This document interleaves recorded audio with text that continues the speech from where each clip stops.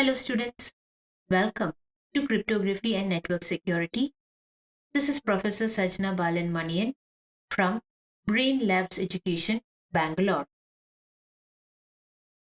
In this video, we shall see a new topic, matrices, that comes under Mathematics of Cryptography.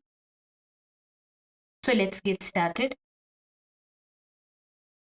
Matrices, in singular form, it is called as a matrix.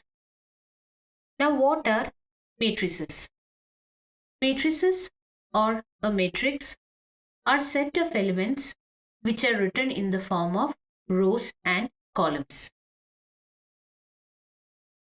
So let us assume that you have m rows and n columns.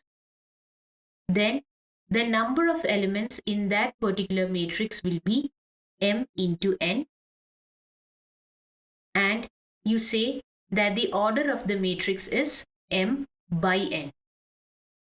This is to be read as m by n. Now let us see certain types of matrices. First one is a row matrix. A row matrix is a matrix which has only one row. Then we have the column matrix. The column matrix is a matrix which has only one column. Then we have the square matrix. A square matrix is a matrix in which the number of rows is equal to the number of columns. Now the next matrix is an identity matrix. There are three conditions to be satisfied by an identity matrix. The first condition is that it should be a square matrix, which means that the number of rows should be equal to the number of columns.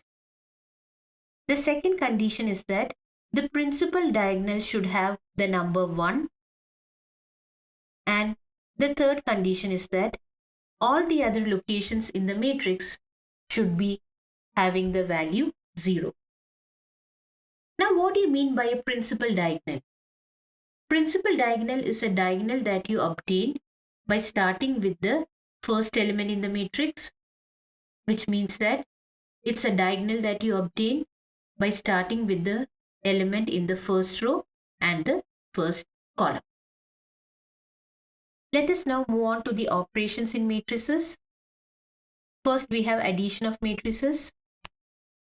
Matrices can be added only if they satisfy a condition.